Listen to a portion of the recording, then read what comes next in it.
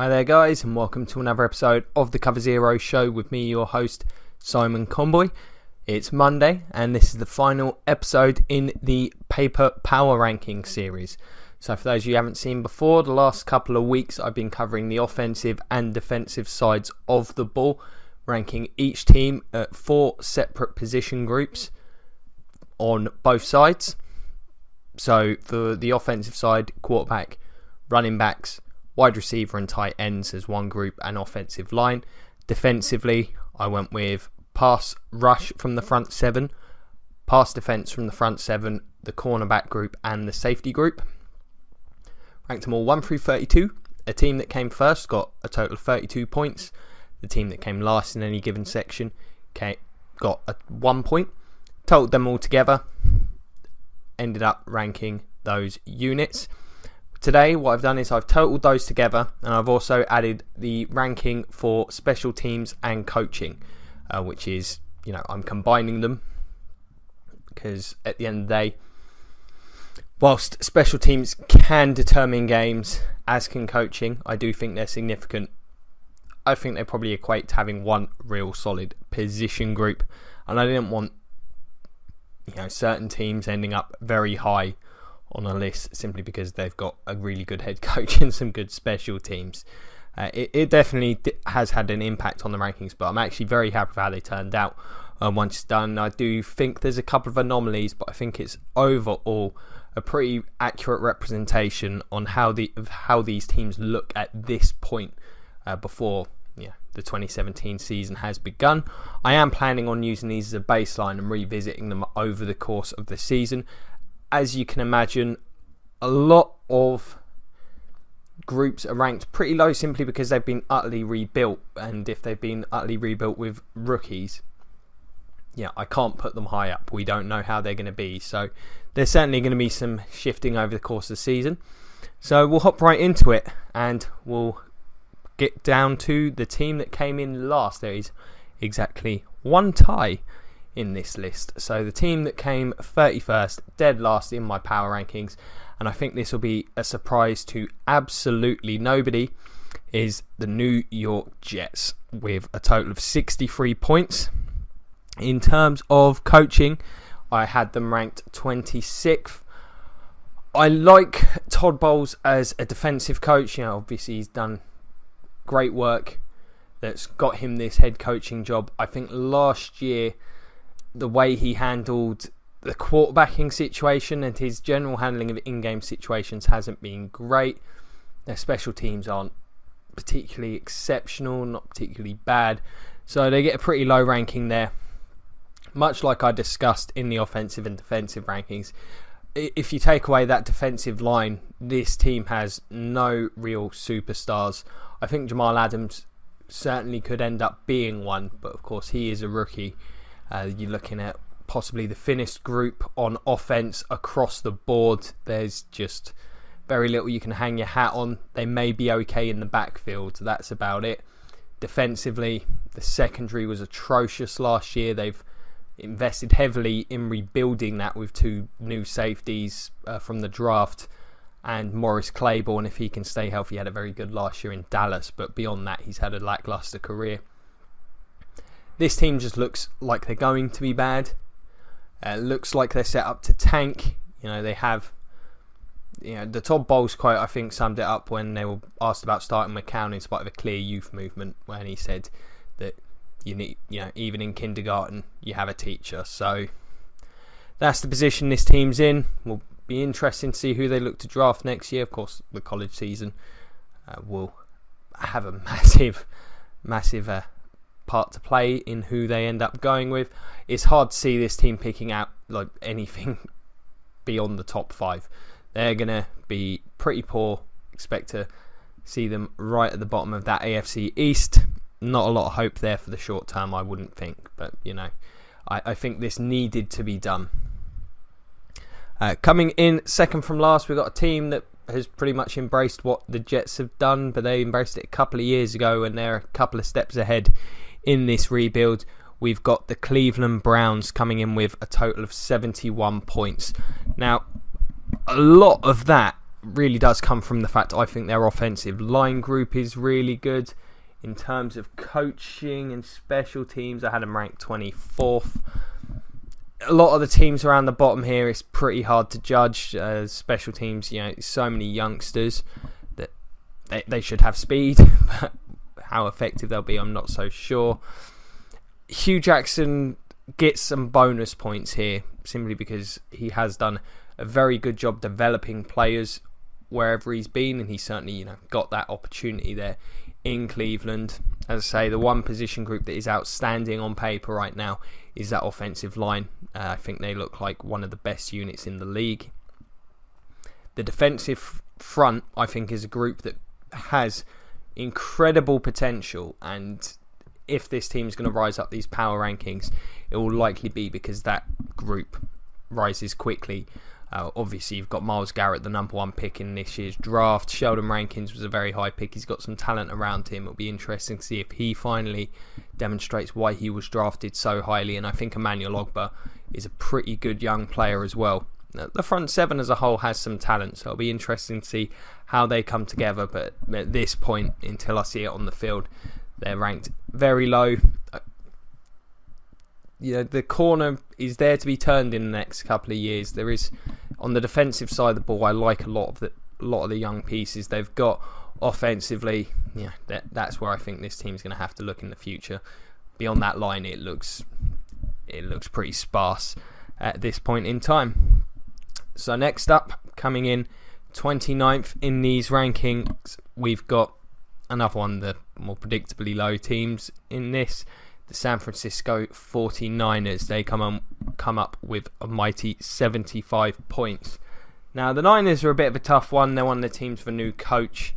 So, I've got them ranked 27th in coaching. Shanahan has done a very good job over the last few years as an offensive coordinator. He'll be running things for the San Francisco offense. They get some points there. As you can expect, though, with rookie head coaches, I do much like with rookie players, until I see them performing in action, they're going to be ranked in the lower parts of the league. I think that's perfectly reasonable. Again, this is a team that's fully in the rebuild, and much like the Browns, I think defensively they're pretty intriguing, whilst pretty poor looking on the offensive side of the ball. Once again, a real lack of weapons. Another team that I think is in desperate need of a long-term quarterback. Whether that ends up being Kirk Cousins, who knows? But there's so much talent now on the defensive side of the ball. Again, hard to rank them highly on the basis that a lot of them, even some of the guys who've been there a couple of years, haven't necessarily done a huge amount in the league at this point. Guys like DeForest Buckner and Eric Armstead haven't quite shown their draft pedigree in the league at this point, but we'll see what happens there. Heck of a lot of first-round picks there on the defensive side of the ball. I expect the offense, if Shanahan can get them scoring about 20 points a game, I'm going to have to move him up the coaching rankings, because it looks pretty damn bleak, if you ask me. So now we have a bit of a jump. Things start to get a bit more consistent. There's a lot of teams hovering around the middle. We're not quite there yet. We've got the Bears coming in with the 28th ranking. They come in with a total of 93 points. I really wanted to give the Bears a bit more credit for their front 7, because when you watch them play, they're an effective unit. But then you look at it on paper and it's a solid group, but I think the lack of coverage linebackers concerns me, and they're so thin that any injuries in this group falls apart. I think Leonard Floyd had a great season. Pernell McPhee's been quietly a very good player for them, as is Eddie Goldman. So whilst they may not have got the credit in terms of where they end up in the rankings, if some of the other players can step up, if we can see some better examples of depth, because guys will get hurt, particularly in the front 7. It's very unlikely they make it through the season unscathed, and I see some better coverage ability in the middle of the field, then there's definitely potential for me to move this group up. Once again, like the other teams I've mentioned, offensively, it's just a bit of a wasteland. Jordan Howard's great. I love the interior of the offensive line. I think Glennon could certainly end up being better than most people think.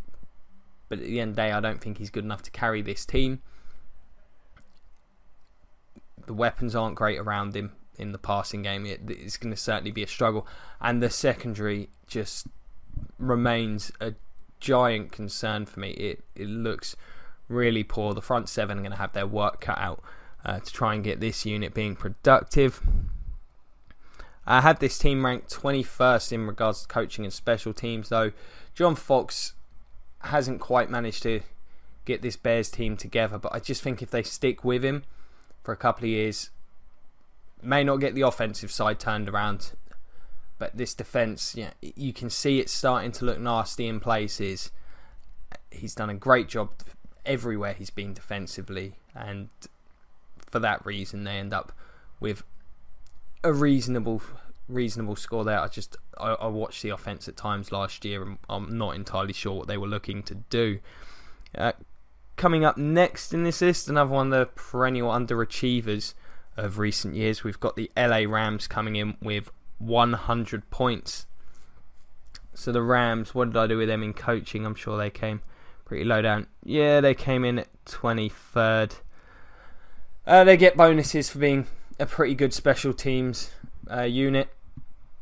Greg Zuerlein maybe not being quite as great as his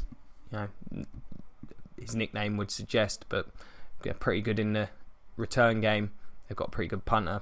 Once again, another one of these teams starting afresh with the head coach, a bit hard to judge. And of course, Wade Phillips. That's why they're as high as they are. How could I forget? Wade Phillips has been one of the best defensive minds in the league for a while now. There's definitely some talent for him to work with in that front seven. Aaron Donald, for my money, may be the best defensive player in the league, depending on JJ Watt's health situation. If Quinn can stay healthy, that gives him a pair of really effective pass rushers. It'll be interesting to see how he tries to get that secondary working after being spoiled for choice whilst he was with Denver. Much like some of the last couple of teams, there's pieces to like defensively, but the offense, that line, Jared Goff, outside of maybe Todd Gurley, you've got question marks all over the place.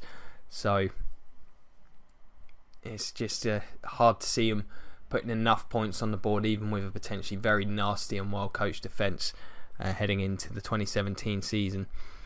Coming up next, we've got the Lions. I think this ranking really is the greatest testament to how good Matthew Stafford was last year, and also that this team did, frankly, get lucky and overachieve in terms of making the playoffs.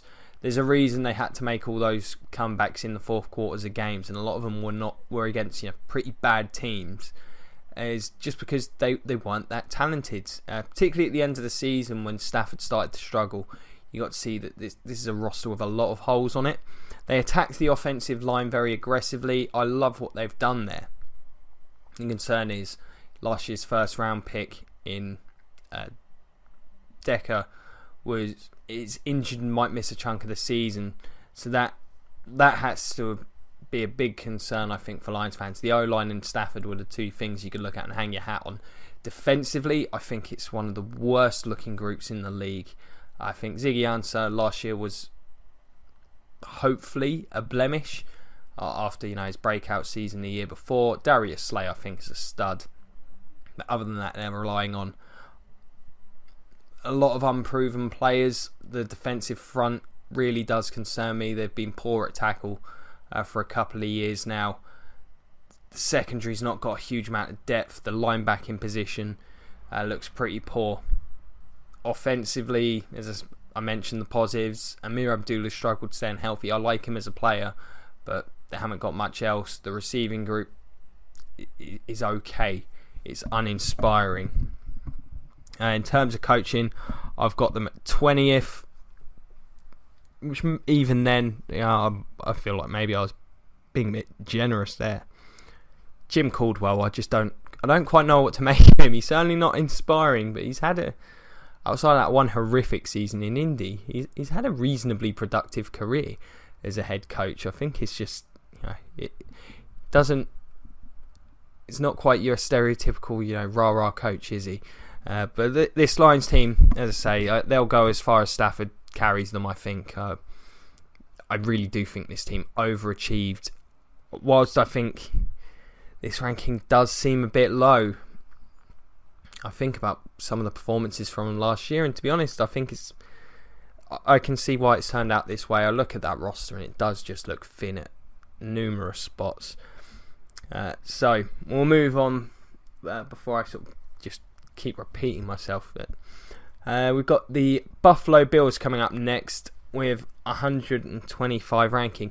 A couple of years ago, I would have been saying this was the most underrated roster in football. Just things haven't really quite worked out. Tyrod Taylor, again, I've argued this before. I just don't know what to make of him. The receiving group I had to rate low because it's just Sammy Watkins pretty much sums this group up. When it's all working, it's great.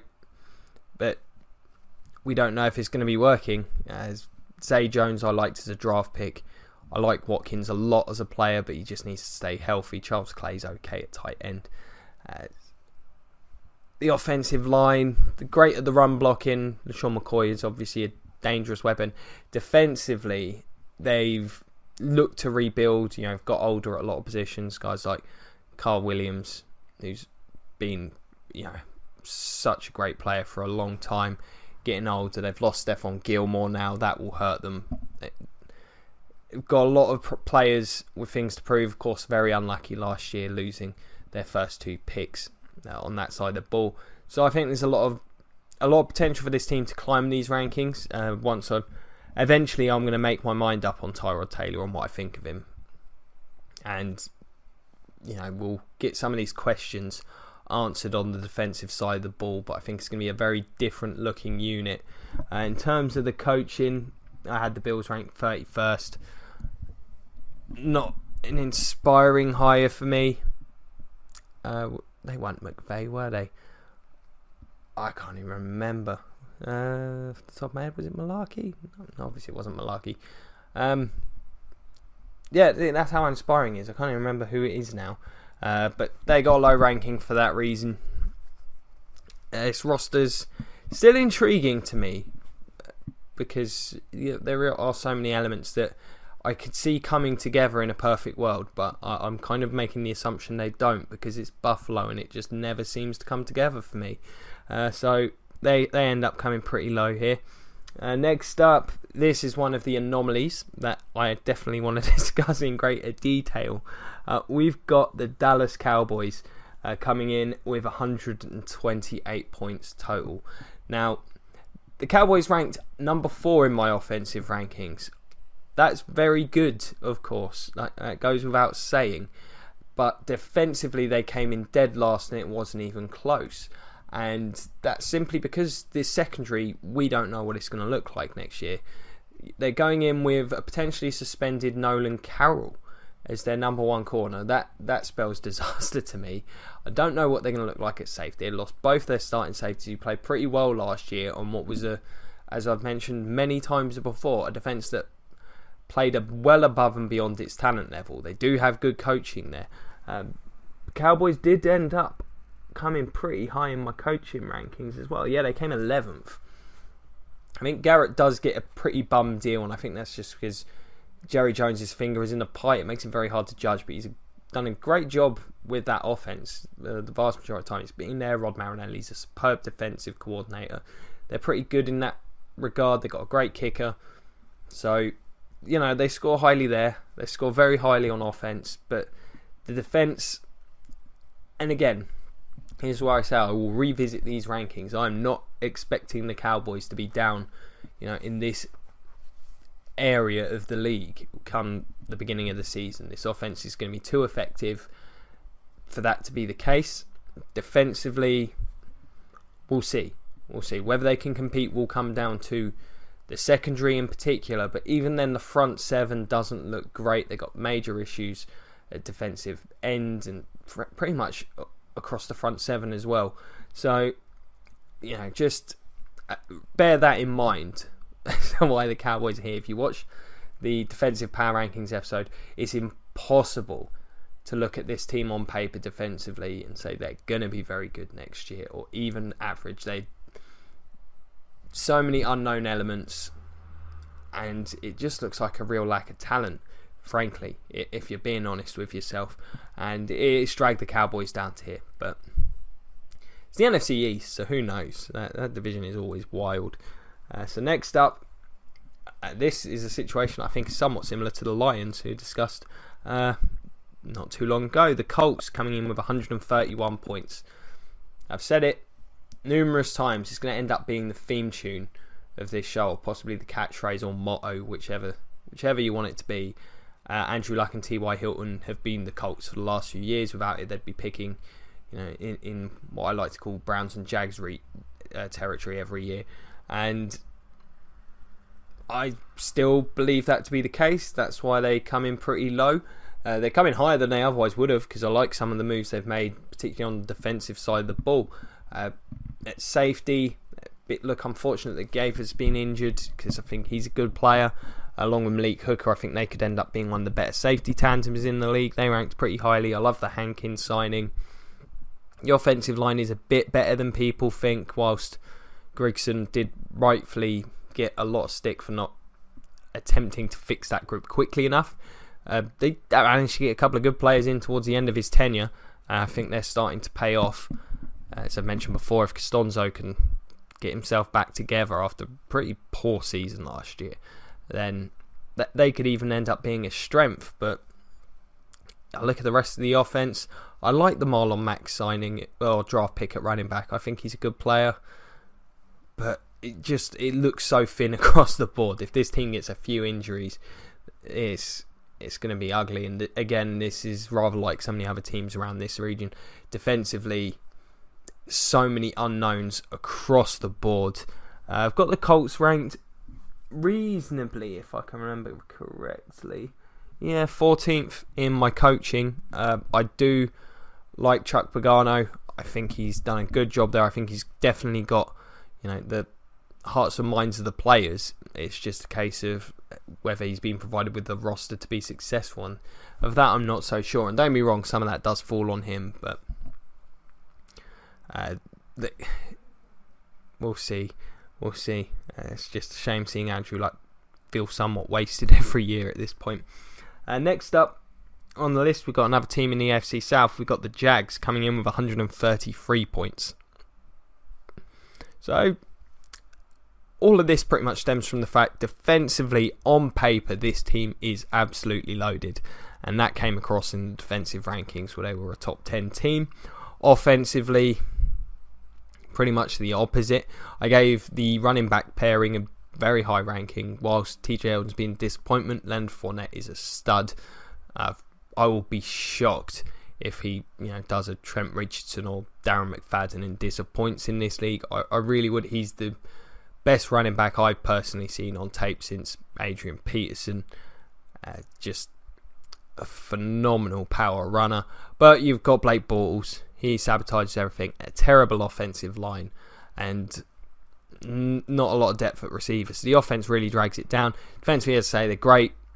D-line looks really good on the interior. If they can get those pass rushes going, Dante Fowler needs to step it up this year. The secondary looks pretty nice. So we'll see.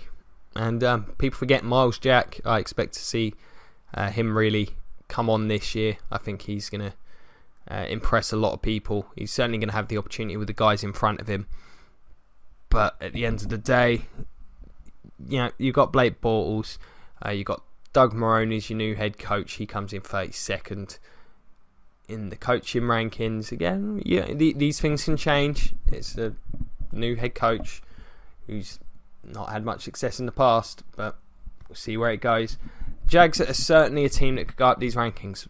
If this O-line and Bortles improve, they could fly up there, because I really do love the group on defense on paper, but we'll see how things work out. They perennially find a way to disappoint.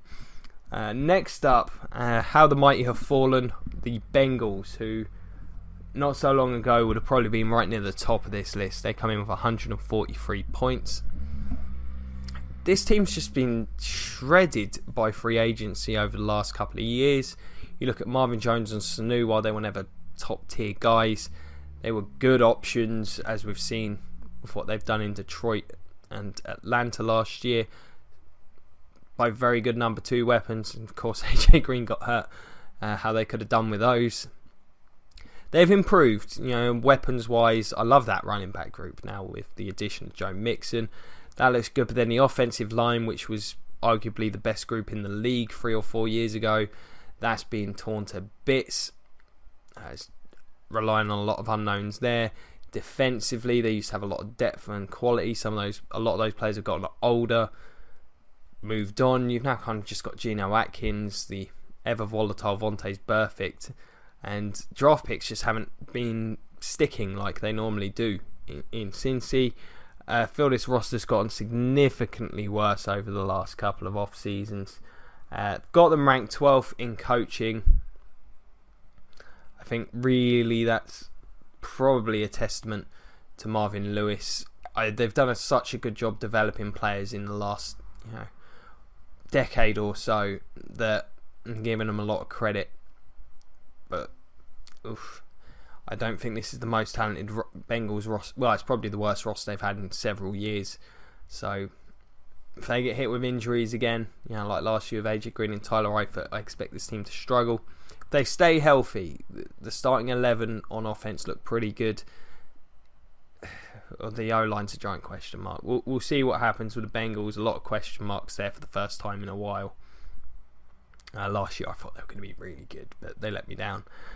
Coming up next, we've got a team that won the Super Bowl not long ago. The Denver Broncos of 144. They won the highest ranked defenses, as you might expect. I would have been higher up, but I had to rank them low on run defense based on what I saw last year. I don't really think they've done much to address that problem, which I think is a big concern heading into next year. Teams will continue to try to exploit that. It'll be interesting to see how the Broncos look to adapt to it. I've got them ranked 28th in the coaching department.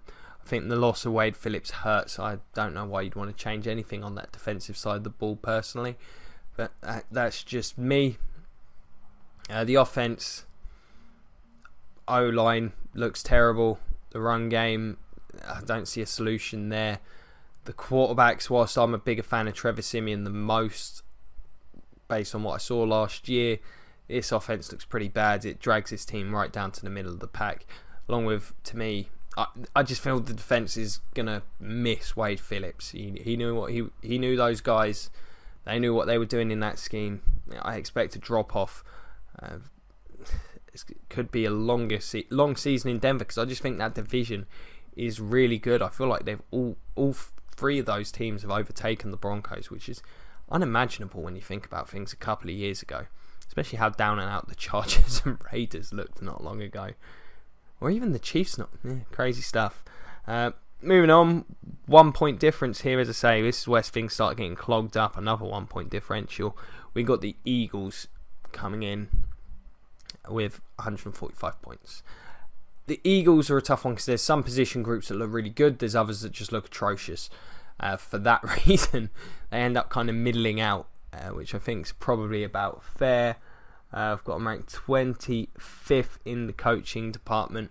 I need to see Doug Pederson do a better job. I think he really lost a grip of things at the end, towards the middle of last season. Never seemed to be able to get his team out of that funk they got into after starting the season so well. Carson Wentz really just looked worse and worse as the season went on, with very little help around him, to be honest.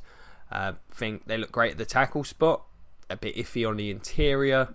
Receiving group looks good. The running back group, depends what LeGarrette Blount they get, but beyond him, not very good. Great looking D-line, terrible looking corner group.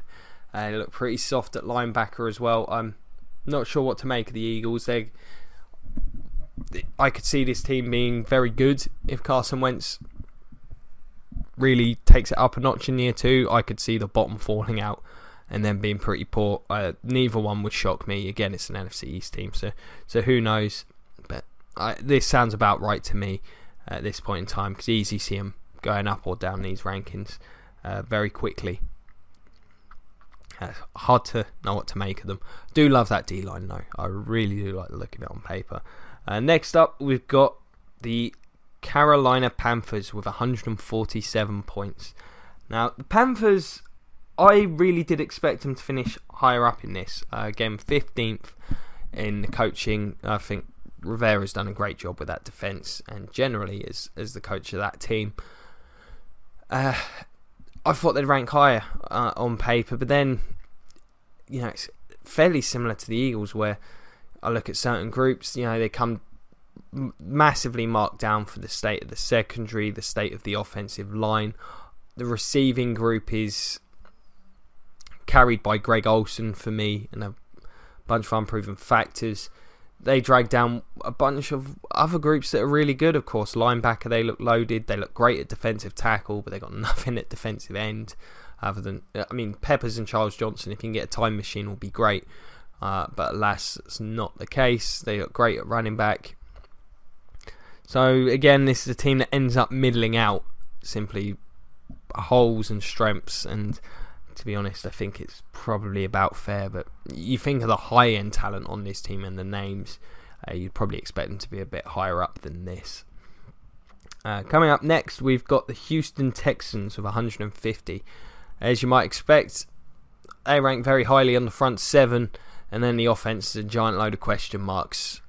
Hard to judge that receiving group. I know DeAndre Hopkins is great. I don't know too much about the rest of them because you just kind of have to throw out most of the stuff you saw last year. Brock Osweiler was that bad.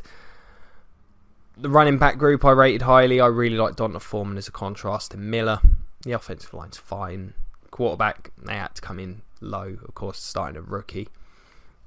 In terms of coaching, I had him ranked 13th. Bill O'Brien's really done wonders, even if it is winning. It's been the worst division in the league for a few years now. He's kept this team ticking along, even though he is supposed to be a quarterback guru. That's the one aspect of him that hasn't shown itself. But he's done well in every other aspect. Defensively, they still look very good. A few questions for me when it comes to the secondary, but I think this team's pretty damn talented. They're dragged down by the low ranking I've given them at quarterback in particular, and the receiving group kind of comes with that. It's just hard to evaluate the guys beyond DeAndre Hopkins. Not even Hopkins could save them from Brock Osweiler last year, which says a lot. But again, this is a team that I think is pretty loaded and certainly could have ended up higher up in these rankings. Next up, we got the Skins at 151 points, just the one higher.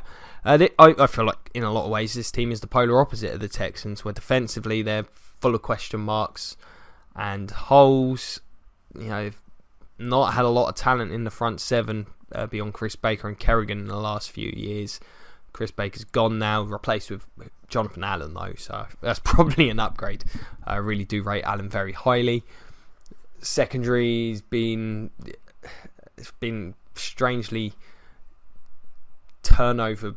It's been a lot of turnover there. Josh Norman's a fine player, of course, but it's a very thin group defensively, relying on a couple of key players.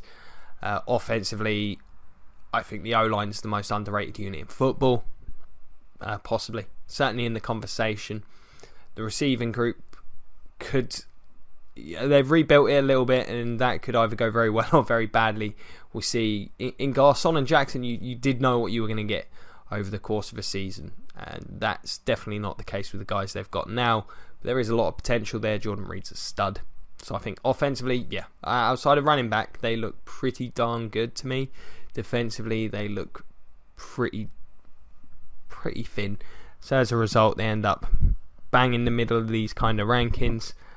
In terms of coaching, I had them ranked pretty darn high. I have them 8th. I think Jay Gruden's done a great job there. I think they've done a good job keeping that defence, somewhat cohesive with the lack of talent, in my opinion. So they end up coming. I actually surprised myself a little with that ranking, looking at it again. But I do think that's been a big part of their success. I still think Cousins is a fine quarterback, but I think they've really got the most out of him, and that scheme seems to fit the players they've got very, very well on the offensive side. Next up, we got the Packers coming in with 156 points. It's like some of the teams I mentioned below. This is a testament to how great Aaron Rodgers is. Defensively, this team's pretty darn flawed. They've got a couple of good players in Clinton Dix and Mike Daniels. Other than that, relying on a lot of youngsters to flesh out the rest of the secondary. Linebacking group, they're hoping for a repeat from Nick Perry. Maybe hoping Clay Matthews regains his mojo as one of the sort of the top players on the defensive side of the ball, or somewhere close to that, because he's been pretty average, or maybe just above average the last couple of years. So pretty flawed on that side of the ball. Of course, at running back, they've just thrown draft picks at the position this off-season. We'll see what happens there. But the strength of this team is the throwing aspect of things. And the interior as well, that's of the offensive line, that's been dragged down. But they're great at tackle. They're great in the receiving game. And Aaron Rodgers is a beast. And that combined with the coaching. McCarthy does a great job calling the plays there. And they come in at 7th there, I think. And I think Capers, to be honest, gets a lot of the blame for what's a pretty thin group and has been for a while. Relying on so many youngsters in the secondary, I think, is very, very difficult. And he likes to do some pretty crazy things on defence. I think he's had to rein it in. So I think he gets a bit more of a bum deal than he perhaps should. But there we go, the Packers only sort of just above average, really. And they got Aaron Rodgers to thank for that. He's a heck of a player. Coming up next, one of the teams I feel is most improved this off-season, the Chargers with 161 points. They came a lot higher than I thought they would. Offensively, defensively, I love the not the safe spot. I love them at corner. I love that front four.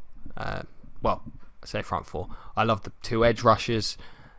The offense looks a lot better now. I'm a bigger fan of Phillip Rivers than most. I think he's great. Same with Melvin Gordon. To be honest, there's just a lot of players that I regard very highly on this team. I think the offensive moves will work out for the most part. So they do end up, perhaps this is one of the ones where it's more my belief in them coming to the forefront. They do only come 29th in the coaching, which does drag it down, but I do think this roster's a lot better than a lot of people think. They've been just brutally hit by injuries in the last couple of years. Between these guys and the Ravens, it's been those 2 teams that have been just ravaged, I think is the only word for it. But I think the Chargers is going to be one of the surprise teams of this year. The only thing that might slow them down, as I say, is a very competitive and rugged AFC West. Next up, just 1 point above the Chargers, are my beloved Buccaneers. One of the things I think the Bucs actually look a lot better on paper than I probably give them credit for. I think this team's very thin. If the injury bug hits Tampa, then I think it's going to be a long, long season. Got them 22nd in coaching and special teams. God knows what's going on at kicker. I'm not even going to talk about it. We all know. Cutter, I think, does a great job calling the plays offensively for the most part. A little conservative for me at times, considering what this team could do on special teams last year. I said I wouldn't mention it, but I did. But I think his in-game managements didn't inspire me last year. But I look at the front 7 on defense. I think there's depth and quality there. The secondary concerns me. They really are going to be relying on Brent Grimes to have another outstanding season. But offensively, they just got to hope that the offensive line and run game can provide more than they did last year, because the weapons look loaded. I think, based on what Jameis has had around him, I think he's been very impressive in the last 2 years. So I think that, Bucs dragged down by a couple of major weaknesses. You just cannot rank them highly at safety. Our position's a great unknown. They're going it looks like it's going to be Justin Evans and JJ Wilcox, or possibly Keith Tandy, because he played very well at the end of last season at safety, which who knows what depth there is at corner. But where they look good, they look great. So we'll see what happens if Jameis can take his game to another level, I think this team's going to be pretty dangerous. And I think this defence in particular is going to catch a lot of people by surprise. So, next up, the one tie that we've got with 1 point more than my Bucks. We've got the Saints and the Ravens both coming in with 163. And what I like about this is they come in with my asterisk of talking point next to them.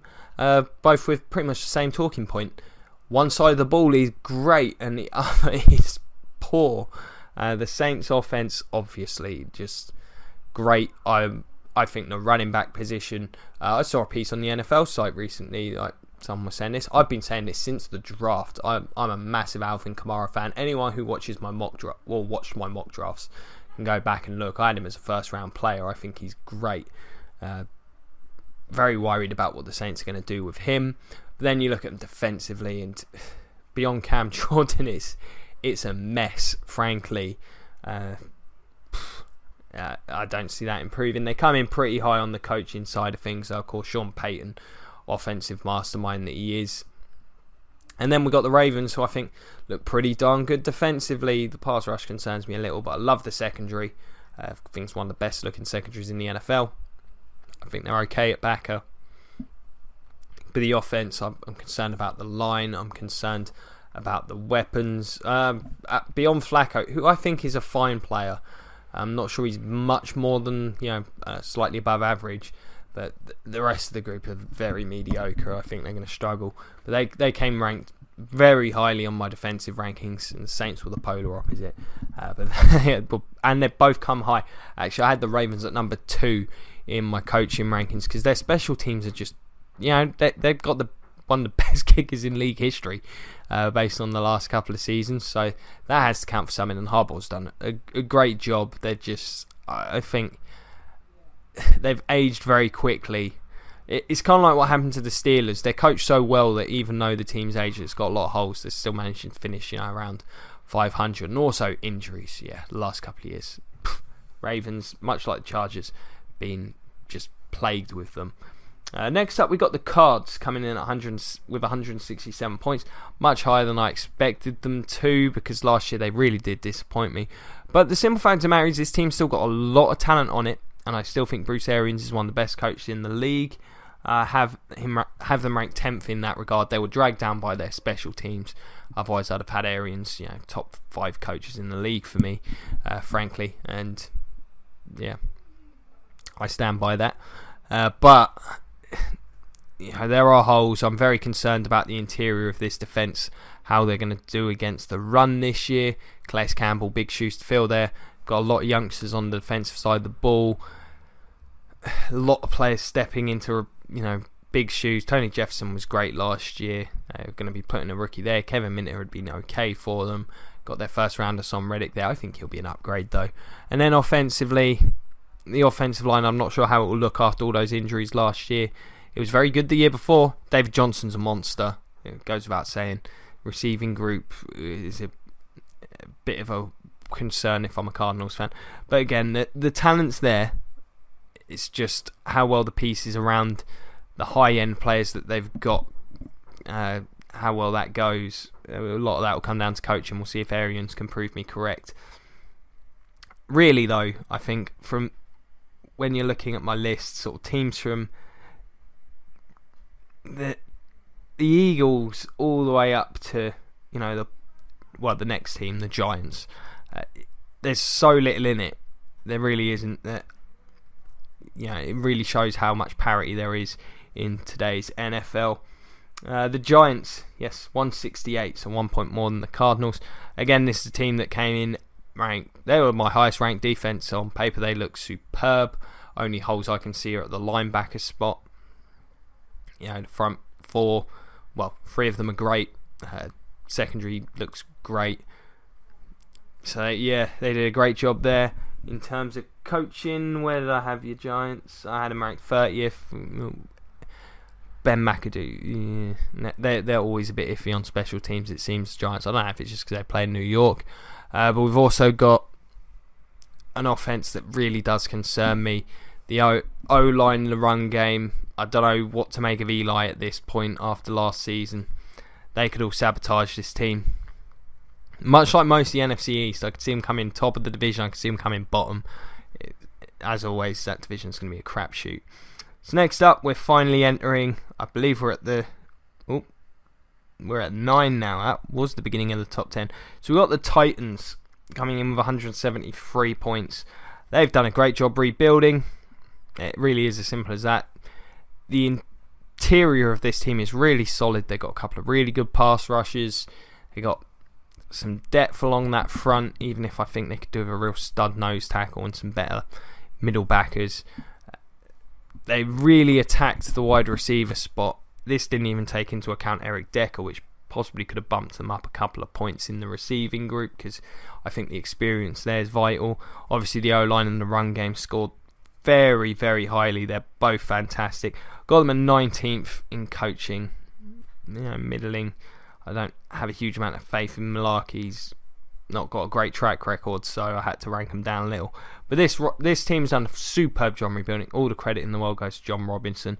They do look like a legitimate threat in the AFC, and they should really win that division comfortably, unless the Texans can fix that QB spot. Who knows? We'll see what Deshaun Watson can do. Next up, we've got the Miami Dolphins, which may come as a surprise to many, but you look at this roster on paper and it's pretty good. I ranked them pretty high in the coaching as well. I think Adam Gase is very good. So I had them... Oh, or did I? No, I had him 18. Alright, I thought I'd done more than that, but that would just be because he's a fairly young coach. Only 1 year as a head coach, but I thought he impressed me. He's probably the highest ranked of the fairly young coaches. But defensively, again, this is a team that I think's thin. I don't know if they'd deal with injuries well, but the front four looks really good. Back is a concern. The secondaries... In fact, no. Defensively, they've got some holes, but I think the front seven will hold it together. Rashard Jones is a great player. They do have a lot of talent. Offensively, they look really balanced. If Tannehill can play really well, I think he's got all the pieces he could want. The offensive line's a bit of a question mark, just because Pouncey never seems to be able to stay healthy. But I'm pretty sure Tunsil's going to be a stud at left tackle. I really do think that. I think they're good in the run game. I think Kenyon Drake, if he can get his head screwed on, he's going to be a great number 2 to Jay Ajayi. I like the receiving group. I think it's balanced. I think it's talented. Devontae Parker's the wild card. If he really steps it up, I think they can be very dangerous. And Tannehill, who knows? You just don't know what you're getting on even a down-by-down basis with him. Reminds me a lot of a young Eli, except without quite as many turnovers. Well, 1 week he'll look great, and then the next week not so much. But yeah, this team's a lot better than I think a lot of people think. Next up, we've got the Seahawks coming in with 179. Now, this is another one of those teams where they're good. Where they're bad, they're pretty bad. I think I'm concerned with how the run defense is going to do. Now, the advantage they have is that scheme. They do play a lot of 8 men in the box, and they're pretty loaded at linebacker, but I'm really concerned with this defensive line group. Going to be relying on Malik McDowell, which may not be a great thing, because otherwise they look very soft in that position. Of course, the secondary still looks very good. Bobby Wagner's still a stud. But the O-line, of course, that came right near the bottom of my list because, I saw Russell Wilson last year. This team, I couldn't rank the run game highly, and even the receiving group. I just feel like this whole offense kind of holds things back. Defensively, they're still incredibly talented. They come very high in the coaching, as you might expect. Pete Carroll's done a great job there. So they come pretty high up. Now we're heading into the top 6. And next up, we've got the Raiders coming in with 186 points. So the Raiders, I had them ranked in coaching 17. So right in the middle. Jack Del Rio, he's had ups and downs. And his time with the Jags, I want to see how things go this year before I really am willing to commit to old Blackjack, as they're calling him. This team, I think, is thin, but incredibly talented. If you're looking at just the starters, they do remind me a lot of the Buccaneers, actually, in a lot of ways, except they're great on the O-line, where the Bucs are very weak. But I look at them and I just think if this team can avoid injuries, and they did for the most part last year. Obviously, they end up with one major one that ended up dooming them. But if they can stay healthy, the offense is just loaded. Defensively, I think they've drafted some really good players, and they'll be the wild cards as to me whether this team can jump up. If Conley and Melifonwu can contribute early and become effective starters, that would be wonderful for them. But it is a team that's very young, huge amount of upside. They could easily rise these rankings. Next up, we got their rivals, the Kansas City Chiefs, with just 2 points more, 188. One of the highest ranked defenses I had. They're just pretty darn loaded on that side of the ball. I mean, the pass rushers are just fantastic. Benny Logan was a heck of an addition, makes that front seven look incredibly stout against run and pass. People forget how good a run player Justin Houston is. He's absolute stud. Eric Berry was great last year. Marcus Peters is still young and he's already an elite player. Love them defensively. Offensively, they're okay, but they're very well coached by Andy Reid. Really, he's the wild card that sort of puts them up amongst these kind of teams. So, that's what separates to me teams like the Chiefs and the Seahawks from some of the teams around them. Superior coaching. They'll get good special teams play. They always seem to under Andy Reid. So next up, we got the Falcons with 191 points. Offense ranks very, very highly. Defense maybe slightly above average, because I like the secondary a lot. Front seven, I think, is a lot of question marks because there's so much youth there. I need to see guys do it for a second year, but the offense, of course, does rank very high. Gone down a little, ranked them down in coaching a little. Lost Shanahan, which is no doubt a big deal. They came in 16th there. I just need to see a bit more from them. I'm not sure I like a lot of what they did defensively last year, but we'll see. Very talented team, of course, very young on the D, so that group could rise or fall depending on performance this year. Next, we've got what I suppose is the opposite of the Cowboys anomaly. You've got the Vikings coming in third, which I think is probably wrong. They've got 208. Now, part of that is I've got Mike Zimmer as one of my top 5 coaches. So, there you go. That's how I feel about him. He's done, Cincinnati miss him. He may be behind Belichick only in terms of knowing guys that he wants for his defense. He's done a great job drafting and developing guys in Minnesota, much like he did in Cincinnati before him. And this defense, I think, is absolutely stellar. They came in number 2 in my rankings. They came right in the middle of the board on the offensive side. Really, the big weakness here is the O-line. If you take away the O-line, I think they look pretty good. I'm a big fan of Dalvin Cook as a pick. I think the receiving group's got a lot of upside. So between the defense, the coaching, and some of the plus on offense, it really got this team ranked highly. Whether it will work out like that, I'm not so sure, because this O-line really is poor enough to sabotage everything this team tries to do. I'm still not sold on Sam Bradford. But I think this team will be competitive if they can just run block, they'll be competitive. But I do think this is one of the teams that came out slightly wrong in these rankings. But part of that is my love for this defensive group. So what can you do? And I had to put the running back group high. I just think Dalvin Cook has taken what was going to be a very underwhelming looking group and made it look incredibly strong, because I think Cook's going to be a top 10 back next season. Coming in at number 2, we got 2, obviously, AFC powerhouses left. Got the Steelers. So they got 209, one ahead of the Vikings. They were my highest ranked offense. They ranked pretty highly on D, reasonably so. Again, this is a team with a lot of youth. They could easily rise up. Guys like Artie Burns and Davis at safety. Bud Dupree. I need to see these guys perform more consistently, but it looked to me like the arrow was pointing up for them last year. I also would like to see Roethlisberger play better than he did the second half of last year, as I mentioned many a time. This is, of course, a team that came very high in the coaching, coming in 6th. I really rate Tomlin. I think he's done a great job there. This team's going to be pretty great as long as they can stay healthy on offense. The defense could put them over the top. And then, of course, we've got the Patriots coming in at number 1. They ranked top 10 in offense and defense, and they were number 1 in coaching and special teams because, it's Belichick. Like, of course, they came number 1. Even if the special teams were awful, which they're most certainly not. They're still great on special teams. So that one is thoroughly legit. But yeah, this team looks great on paper.